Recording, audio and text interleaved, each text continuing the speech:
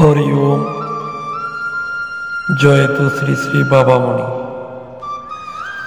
আজকের আলোচিত বিষয়, নিজ গৃহে যদি বিগ্রহ প্রতিষ্ঠিত থাকে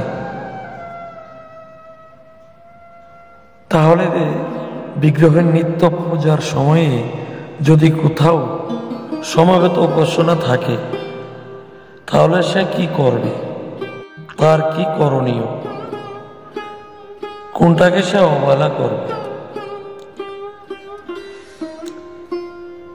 প্রশ্ন হল, কাহারও গৃহে যদি অখণ্ড বিগ্রহ প্রতিষ্ঠিত থাকেন এবং তার নিত্য পূজার নির্দিষ্ট সময়ে যদি নিকটে কোথাও সমবেত উপাসনা হয় তাহলে সে কি করবে?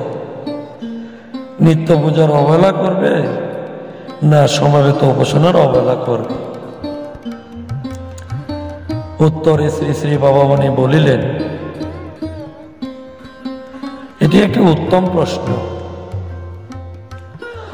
প্রকৃতপক্ষে দুটির একটিকেও অবহেলা করবে না।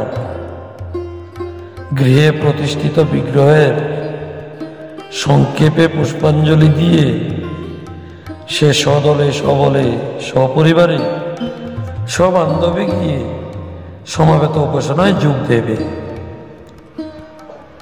সমবেত উপাসনার দিনে এই অনুষ্ঠানটি তোমার প্রধান জিনিস।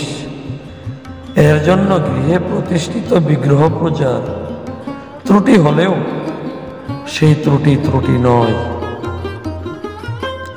তোমার গৃহে মাত্র ব্যক্তিগত ভক্তিতে যিনি পূজিত হচ্ছেন, সমবেত উপাসনায় সকলের সম্মিলিত ভক্তিতে তিনিই পূজিত হচ্ছেন। সেই একই পূজা তোমার আমার সকলের লক্ষ্য। আমার গৃহে বা তোমার গৃহে হলো না বলে খুঁটি ধরতে যাওয়া কিন্তু হয়ে দাঁড়ায় ব্যক্তিগত অহমিকার পূজা।